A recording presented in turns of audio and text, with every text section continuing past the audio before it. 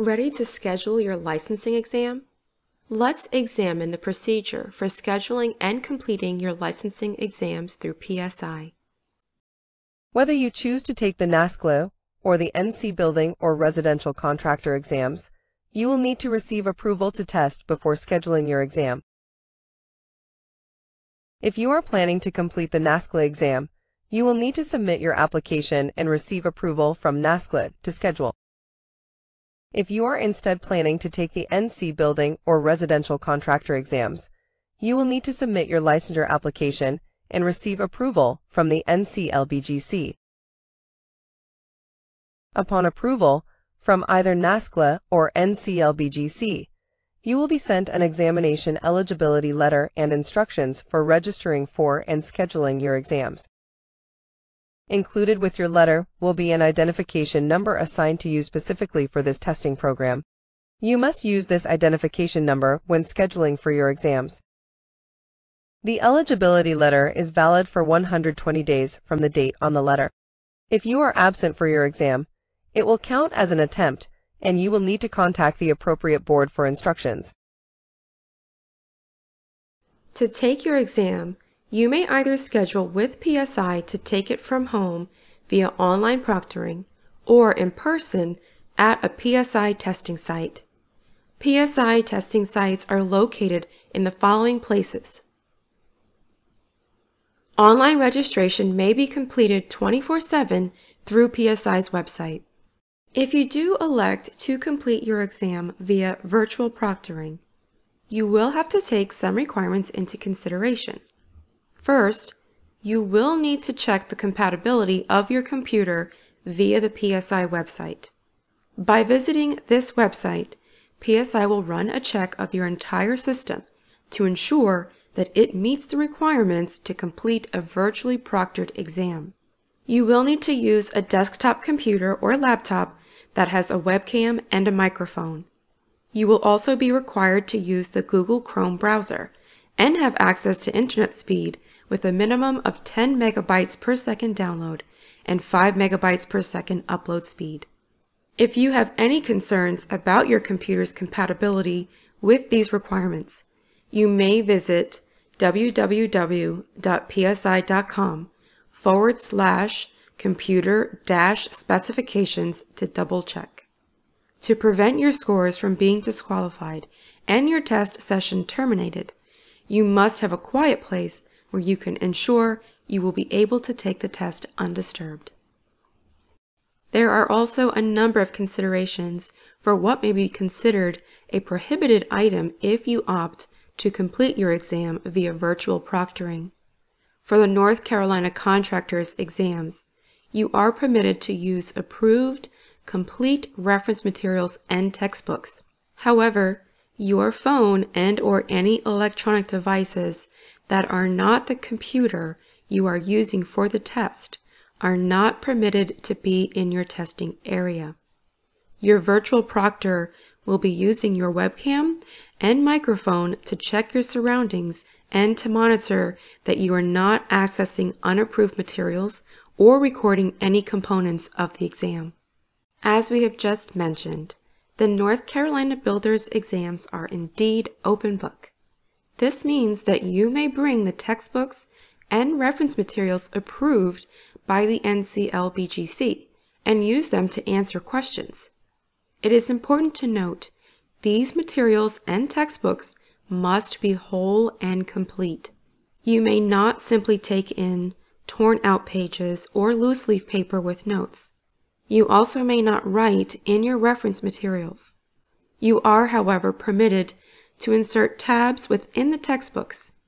There are specific requirements for the tabs you are permitted to use, so let's review them. The types of tabs you are permitted to use include permanent plastic tabs and RETAKING brand self-stick permanent adhesive index tabs. Unacceptable tabs include Post-it brand or similar index flags or Post-it brand or similar flags. Your materials and tabs will be visually inspected at check-in for your exams, both online and in person. Any unapproved materials will not be permitted in your testing area. If you would like to save yourself some time, we sell pre-tab versions of the required textbooks in our online store.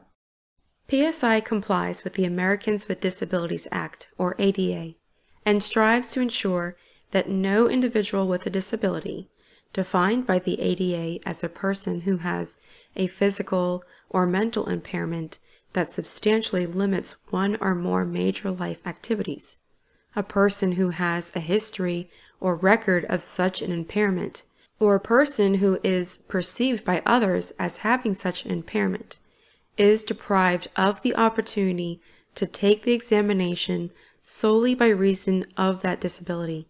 PSI will provide reasonable accommodations for candidates with disabilities.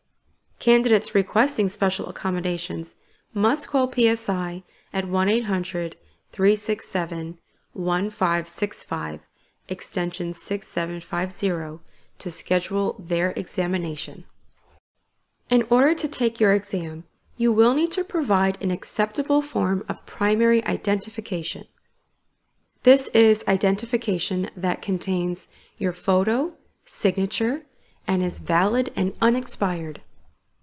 Examples of these accepted IDs include state-issued driver's license, including learner's permit, and this means plastic card only with photo and signature, state-issued identification card, U.S. government-issued passport, U.S. government-issued military identification card, U.S. government-issued alien registration card, Canadian government-issued ID, and U.S. employment authorization card. Please note, student and employment IDs are not acceptable forms of identification, and you will not be able to use them to check in for your exam. Military IDs may only be used by candidates who choose to take the exam at a testing center and cannot be used for remote proctoring check-in. Oh no, you missed your scheduled testing time. What do? Whether you accidentally miss your exam or simply need another chance to pass an exam, you will need to apply directly through PSI and reschedule the exam that you still need to complete and pass. Please note, this must be done within 12 months of your NCLBGC Examination Eligibility Approval period and will require you to pay your testing fee with each attempt. Let's review the final few testing policies set forth by PSI. First, is there any instance where an absence can be excused?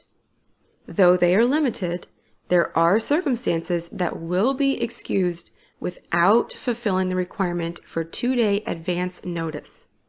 If your absence was the direct result of an emergency situation beyond your control that you could not have reasonably foreseen, you may request that your absence be excused. In the case of inclement weather, power failure, or emergency that forces the closure of the testing center, PSI personnel will attempt to contact you and reschedule your exam appointment. Should this happen, you will not be penalized and you will not need to submit an additional payment. What circumstances do lead to a forfeiture of your testing fees? Failing to schedule to take your exam prior to the end of your 12-month approval period, failing to cancel your exam appointment less than 2 days prior, failing to report to your scheduled exam appointment, arriving late after the scheduled start time, or failing to present one of the approved forms of primary ID. This will lead to forfeiture of your board application fee as well as your PSI testing fee.